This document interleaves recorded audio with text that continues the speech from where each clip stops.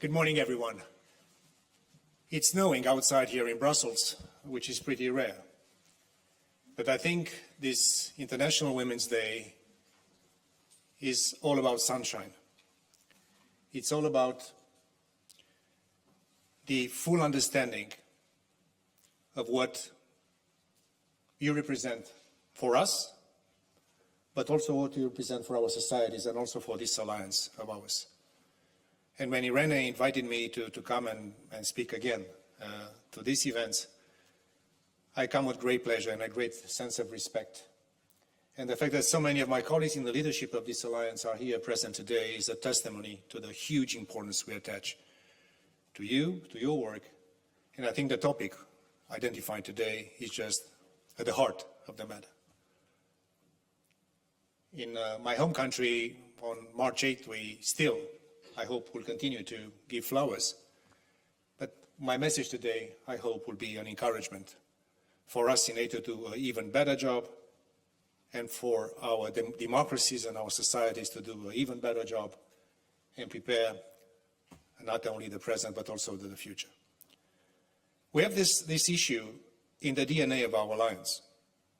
Next year in Washington, we'll be celebrating 75 years since this alliance has been formed. And it's an alliance based on values of human dignity, the rule of law, of democracy. And I think this topic today is at the heart of our values, at the heart of our democracies, at the heart of who we are. We're doing quite a lot. And I would like to thank Irene and her team, as Special Representative of our Secretary General, for the immense important work.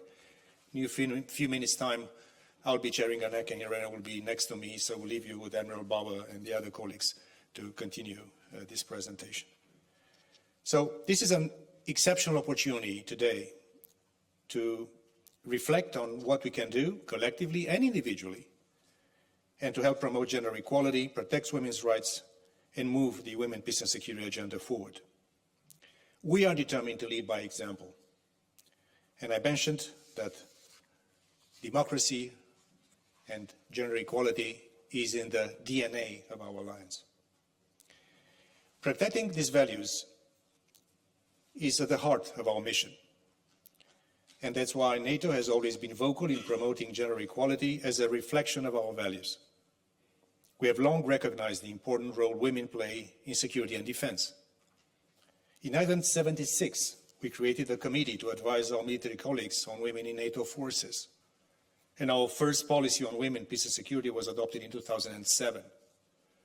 Since then, our work has continued to reflect on ever deeper understanding of how gender perspectives strengthen our mission. NATO's original focus was on taking gender considerations into account in our military operations. But today, women, peace and security is integrated across all of NATO core tasks. And our leaders at the summit in Madrid last year basically reconfirmed this transversal and deep connection of everything we do to gender equality. So I think we've come a long way. I think we can be proud of what we have achieved, but let's be also true to ourselves that we can do much more. We can do much better. We should do much more. We should do much better. Because also there is a moral issue, it's a values issue, but it's also a practical issue. The world is changing.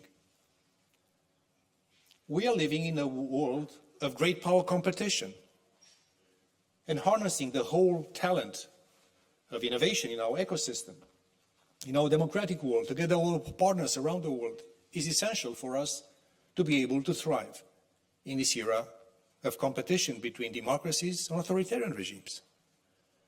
Techno-autocracies are coming to the forefront.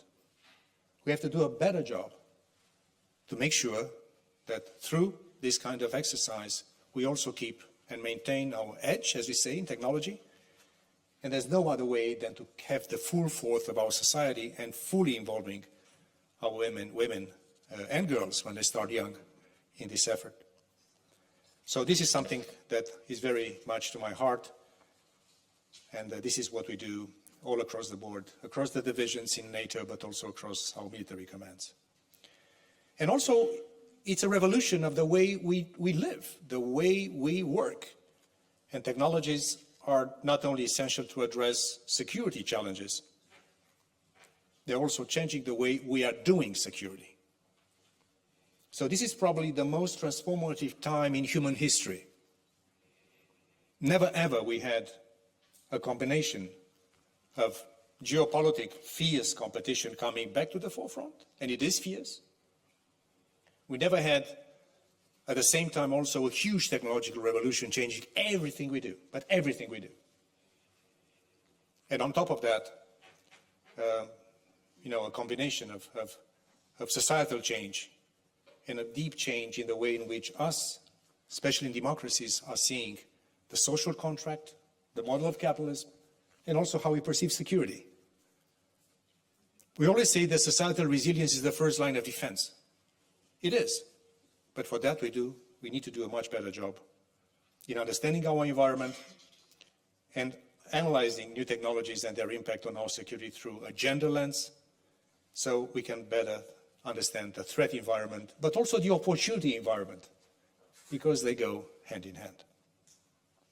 This needs to understand the impact of technology on women, the challenges of retention and recruitment of women.